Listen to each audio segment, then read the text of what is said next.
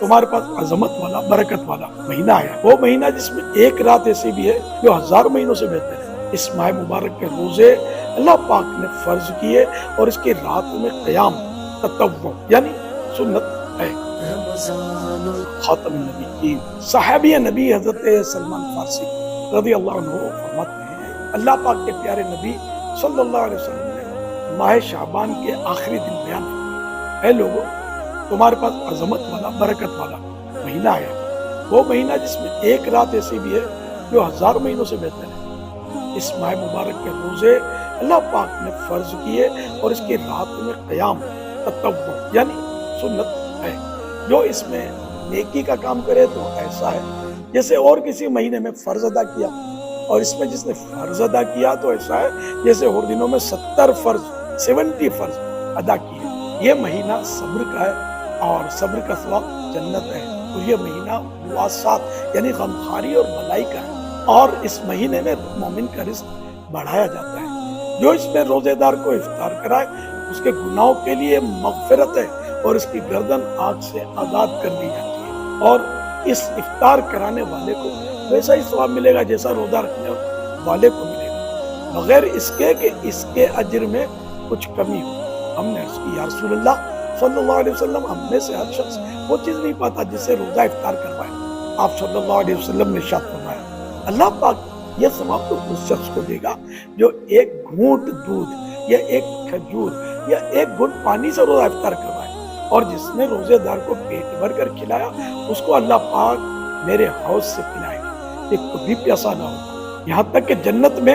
داخل ہو جائے گا۔ یہ وہ مہینہ ہے کہ اس کا اول یعنی ابتدائی 10 دن رحمت ہے، اور اس کا اوسط یعنی درمیانی 10 دن مغفرت ہے، اور آخر یعنی آخری 10 دن جہنم سے آزادی ہے۔ جو اپنے غلام پر اس مہینے میں تخفیف کرے یعنی کام کم لے، اللہ پاک اسے بخش دے گا اور جہنم سے آزاد فرما دے گا۔ اس مہینے میں 4 باتوں کی کثرت کرو، ان میں سے 2 ایسی ہیں جن کے ذریعے تم اپنے رب کو راضی کرو گے، اور بقیہ 2 سے تمہیں بے نیازی نہیں۔ بس وہ 2 باتیں جن کے ذریعے تم اپنے رب کو راضی کرو گے، وہ یہ: نمبر 1 لا الہ الا اللہ کی گواہی دینا، نمبر 2 استغفار کرنا۔ جبکہ وہ 2 باتیں ہیں جن سے تمہیں غنا یعنی بے نیازی نہیں ہے، وہ یہ ہے: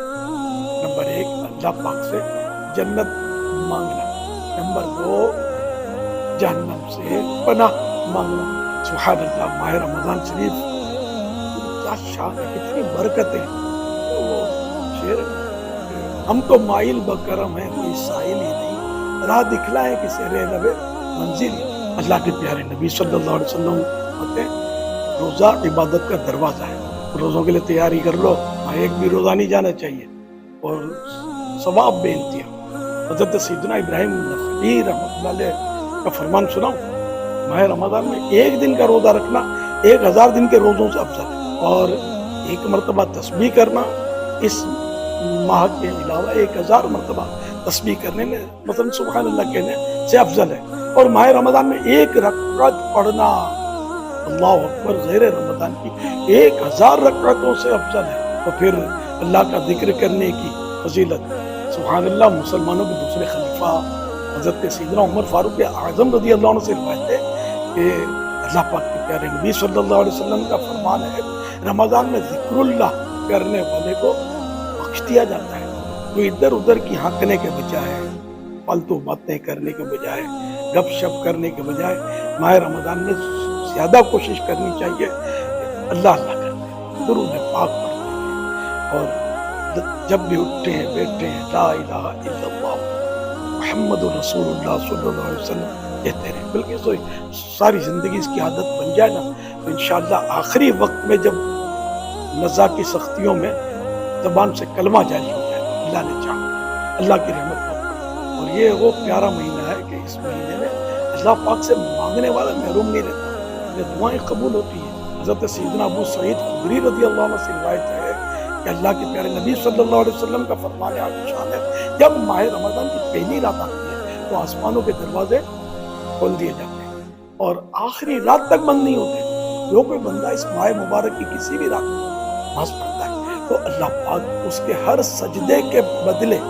اس کے لیے 1500 نیکیاں لکھتا ہے اور اس کے لیے جنت میں سرخ یاقوت کا گھر بناتا ہے۔ تو جو کوئی رمضان کا پہلا روزہ رکھتا ہے تو اس کے سابقہ یہ پچھلے گناہ معاف کر دیے جاتے ہیں، اور وہ اس کے لیے صبح سے شام تک 70,000 فرشتے دعائیں مغفرت کرتے رہتے ہیں۔ اچھا، یہ جو میں نے کہا نا پچھلے گناہ معاف کر دیے جاتے ہیں، تو اس کا مطلب چھوٹے گناہ، مفسرین محدثین یہی فرماتے ہیں کہ جہاں عام طور پہ یہ گناہ معاف کرنے کا تذکرہ ہوتا ہے تو وہ چھوٹے گناہ جو ہوتے ہیں جس کو گناہ صغیرہ بولتے ہیں ان کی معافی ملتی ہے۔ رات اور دن میں جب بھی وہ سجدہ کرتا ہے اس کے ہر سجدے کے بدلے اسے جنت میں ایک ایک ایسا درخت عطا کیا جاتا ہے، اس کے سائے میں گھوڑے سوار 500 برس تک چلتا رہے